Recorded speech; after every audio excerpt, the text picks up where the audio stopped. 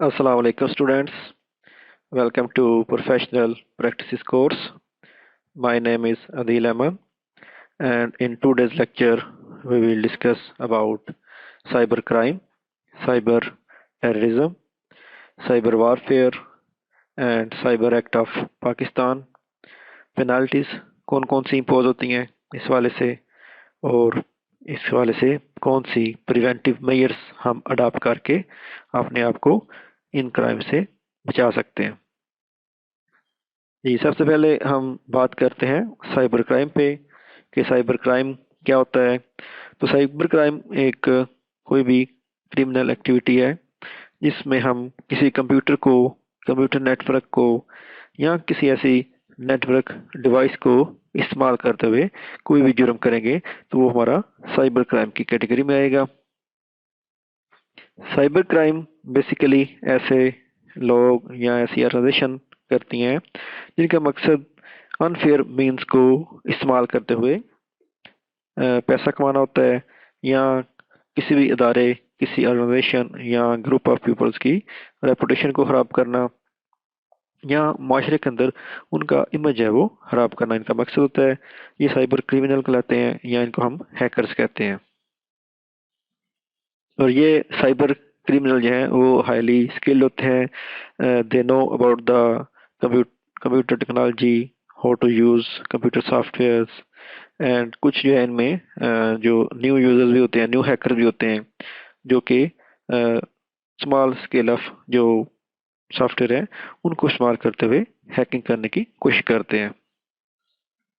तो जो basic purpose होता है साइबर क्राइम का कि कोई भी साइबर क्रिमिनल साइबर क्राइम इसलिए करता है कि उसका मकसद होता है कि वो किसी भी टारगेट ऑर्गेनाइजेशन या किसी टारगेट ग्रुप ऑफ पीपल्स के कंप्यूटर्स को नुकसान पहुंचाए, उनके डेटा का चोरी करे या उनके डेटे सॉफ्टवेयर को नुकसान पहुंचाए ताकि उससे उसको कोई बिजनेस प्रॉफिट मिले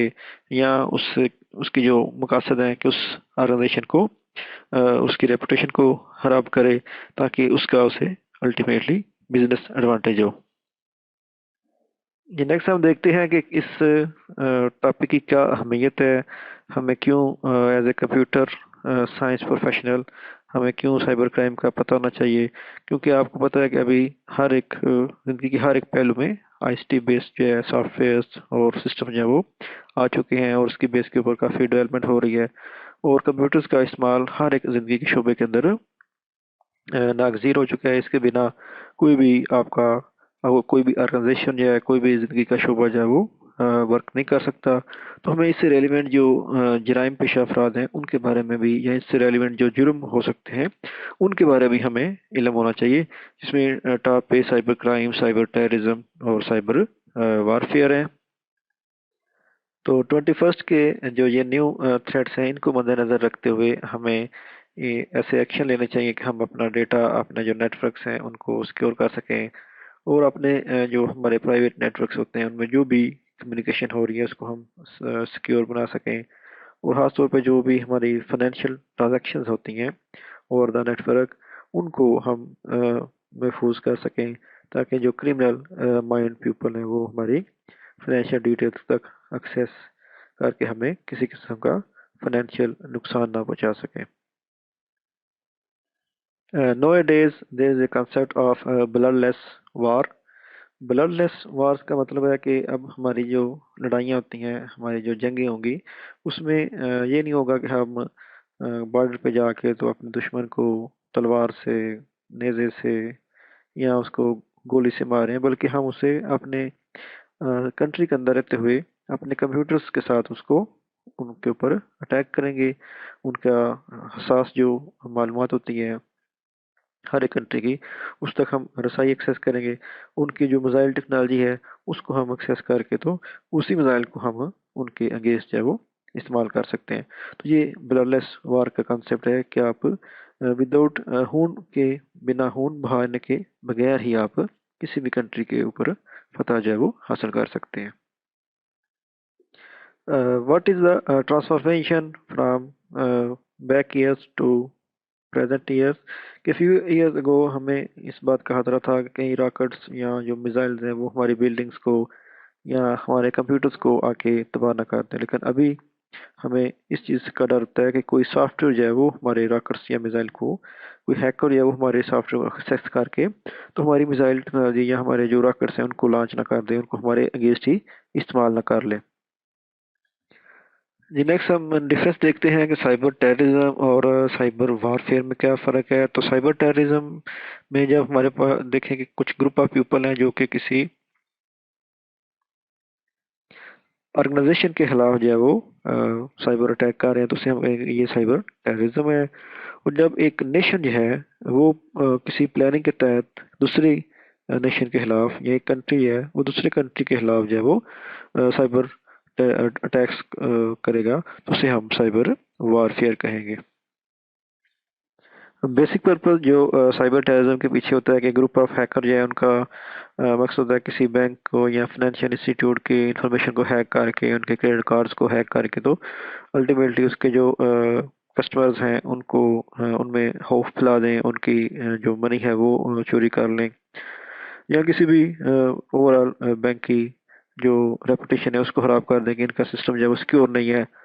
और कस्टमर जो है उस बैंक के अंदर अपना पैसा जो है वो जमा कराना छोड़ दें।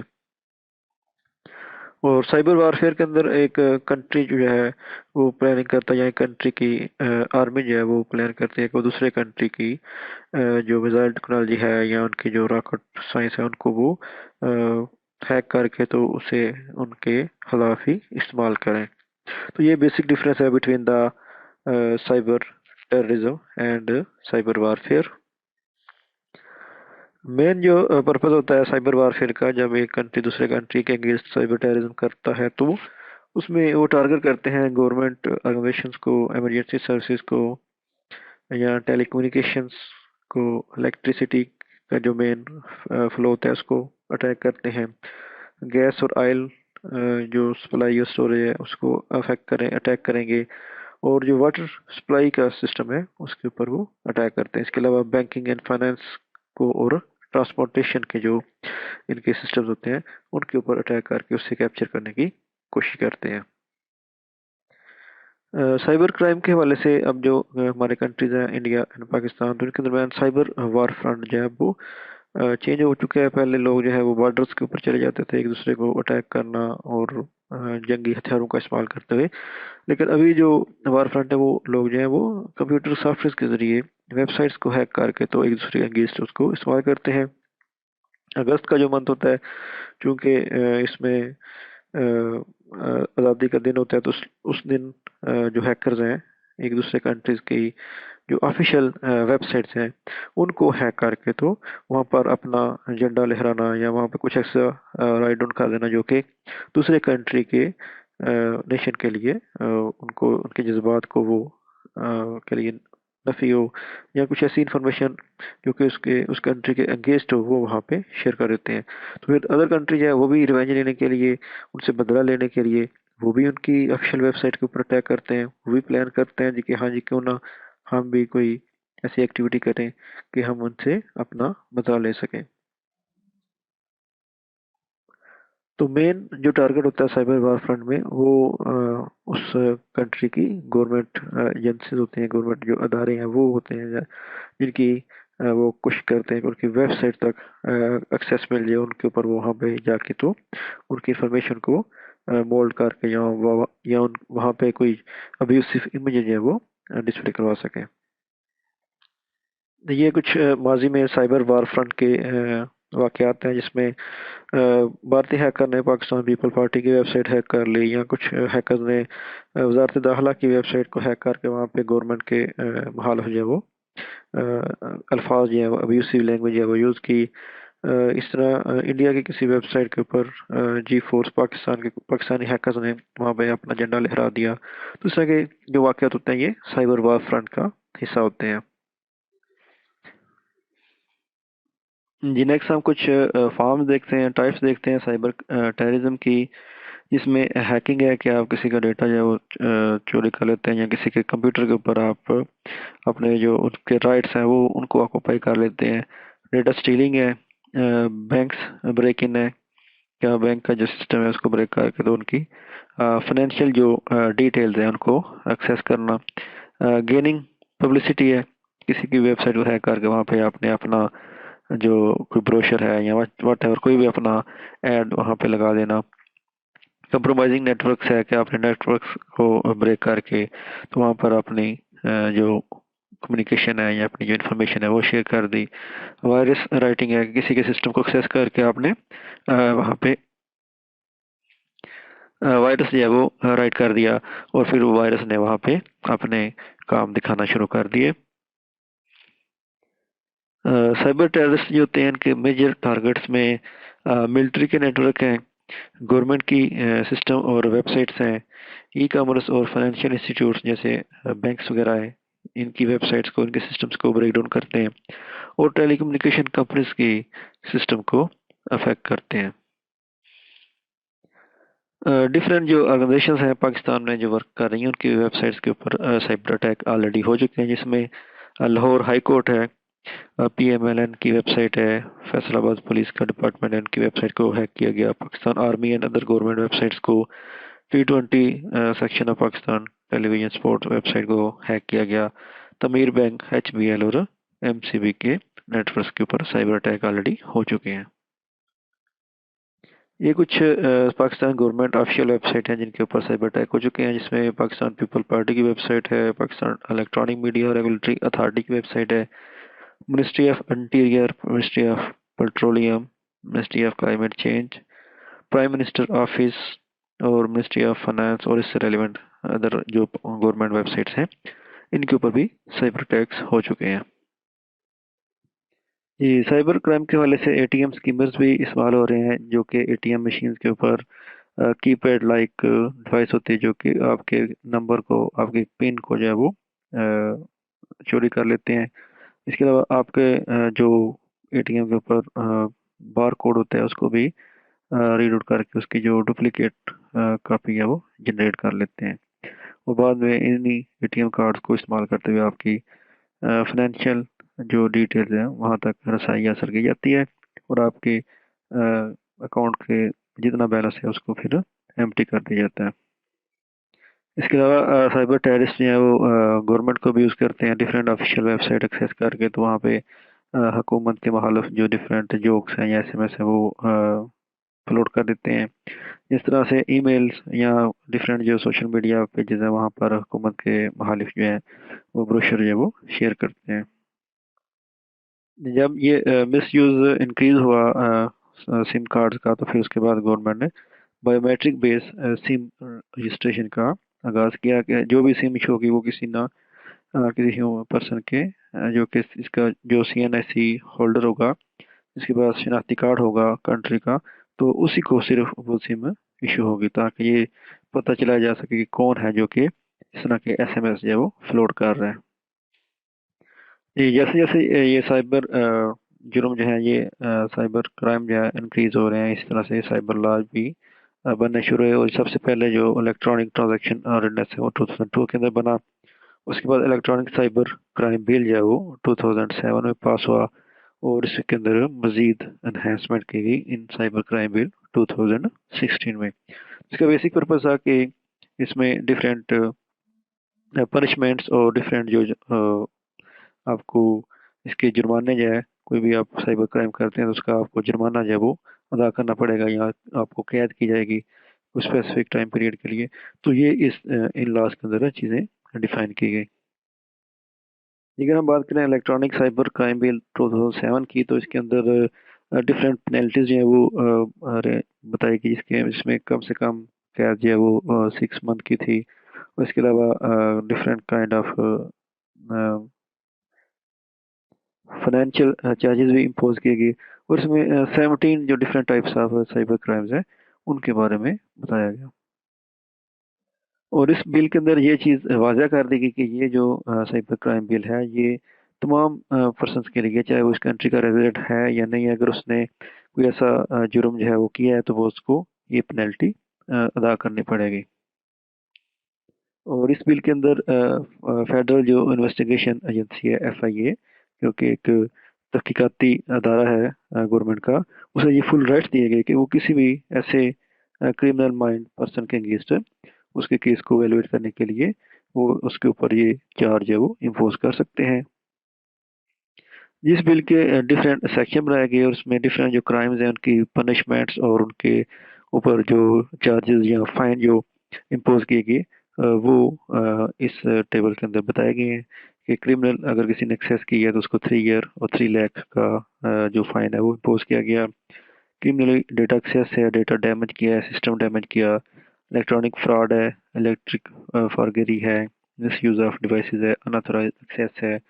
मलिशियस कोड अगर आपने किसी के पीसी के ऊपर राइट किया है, या साइबर स्टॉकिंग है, स्पैमिंग है, स्पूफिंग है, पोर्नोग्राफी है, साइबर टेररिज्म है, और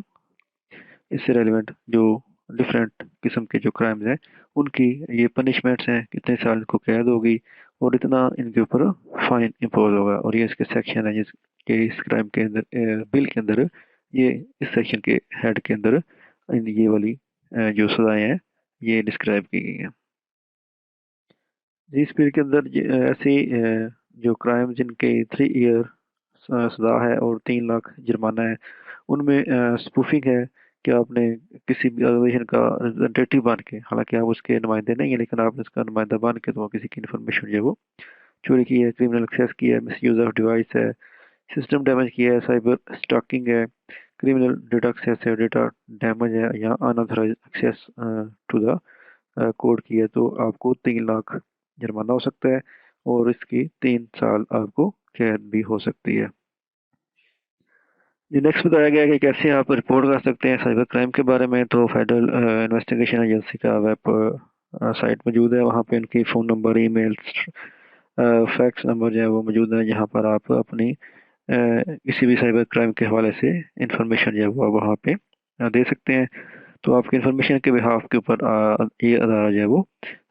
एक्शन लेगा और जो अ, इसमें क्रिमिनल माइंड ह्यूमन इस्तेमाल होंगे उनके खिलाफ जो एक्शन लिया जाएगा। ये कुछ प्रिवेंटिव मेजर्स हैं जिनको अडॉप्ट करके आप साइबर क्राइम से बच सकते हैं। सबसे पहले ये है कि आप एंटीवायरस सॉफ्टवेयर इस्तेमाल करें। ना सिर्फ आपने एंटीवायरस सॉफ्टवेयर और फायरवॉल्स को इंस्टॉल करना है बल्कि आपने इनको अप टू डेट भी रखना है ताकि जो नए डिफरेंट काइंड ऑफ वायरसेस आ रहे हैं आपके जो एंटीवायरस हैं उनको डिफेंड करने की अहलियत जो रखते हो। Keep your operating system up to date, अपना जो ऑपरेटिंग सिस्टम है उसको अप टू डेट रखें। डोंट ओपन ईमेल्स और अटैचमेंट फ्रॉम अननोन सोर्स, अगर किसी ऐसे सोर्स से आपको ईमेल आती है जिसका आपको पता ही नहीं है तो वो ईमेल उस जो अटैचमेंट होती है खास तौर पे उसको बिल्कुल आप ओपन ना करें। हमेशा अपने डिफ़िकल्ट पासवर्ड रखें जो कि गेस करना मुश्किल हो। फॉर एग्जांपल आपने अपनी डेट ऑफ बर्थ, अपना नाम या अपना सिटी नेम इस तरह के पासवर्ड कभी भी ना रखें, या सिंपल अल्फ़ाबेट्स यूज़ करते हैं जी, ABC 1 2 3 या ABCD 1 2 3 4, इस तरह के लेटर जो है वो पासवर्ड के अंदर आपने शामिल नहीं करने। हमेशा ऐसा पासवर्ड रखें जिसको गैस करना किसी के लिए भी मुश्किल हो। Don't share access to your computer with strangers, को किसी भी अजनबी को अपने सिस्टम तक एक्सेस ना प्रोवाइड करें। अपना डेटा हमेशा जो है वो बैकअप रखें, किसी भी सीडी के ऊपर या कोई एक्सटर्नल हार्ड ड्राइव ले लें, उस पे अपना डेटा जो है वो स्टोर करके रखें। अगर आपके पास वाईफाई नेटवर्क है तो उसका पासवर्ड जो है वो सिक्योर रखें, उसको हर 1 माह 2 माह बाद चेंज करते रहें। और किसी भी ऐसी सस्पिशियस फाइल या ईमेल को ओपन ना करें जो जिससे आपको ये फील हो रहा हो कि इसमें कुछ आपके लिए नुकसानदेह या वायरस रेलिवेंट चीज़ हो सकती है। किसी भी ऐसे फ्रीवेयर जो सॉफ्टवेयर हैं या डिफरेंट काइंड ऑफ लिंक्स जो हैं उनको उनसे सॉफ्टवेयर को डाउनलोड ना करें। और अगर कभी आपके ऊपर या आपके अदारे के ऊपर इस तरह का अटैक हो जाए तो सबसे पहले आपने नेटवर्क को डिस्कनेक्ट करना है, क्योंकि ये नेटवर्क ही है जिसके ज़रिए हैकर जो है वो आपके सिस्टम तक एक्सेस करके आपका डेटा जो है वो चोरी कर रहे हैं। तो आपने अगर इस तरह की कोई भी एक्टिविटी हो या आपको शुबा हो कि हमारा सिस्टम जो है वो हैक हो चुका है या हमारा सिस्टम जो है वो मिसबिहेव कर रहा है, तो आप सबसे पहले अपना नेटवर्क केबल जो है उसको प्लग आउट करें, उसको डिस्कनेक्ट कर दें। और उसके बाद फिर आप अपने दूसरे मेजर जो है वो आप एफआईए से रब्ता कर सकते हैं, आप साइबर क्राइम सेल से रब्ता कर सकते हैं और उन्हें इस साइबर अटैक के बारे में इंफॉर्मेशन जो प्रोवाइड कर सकते हैं। तो बेसिक जो पर्पस था इस लेक्चर का कि आपको एज ए कंप्यूटर प्रोफेशनल इस चीज़ का इल्म होना चाहिए कि हमारी फील्ड से रेलिवेंट कौन से क्राइम है और वो किस तरीके से लोग इनको परफॉर्म कर रहे हैं और हमें नुकसान पहुंचा सकते हैं, ताकि आप अपने आप को, अपने इदारे को, अपने जानने वालों को इन अटैक से और इन क्राइम से महफूज रख सकें। तो अगर किसी भी टॉपिक की आपको किसी चीज़ की कंसेप्ट की समझ न आई हो तो आप इस वीडियो के कमेंट के अंदर अपना क्वेश्चन जो है वो पोस्ट कर सकते हैं। Thank you.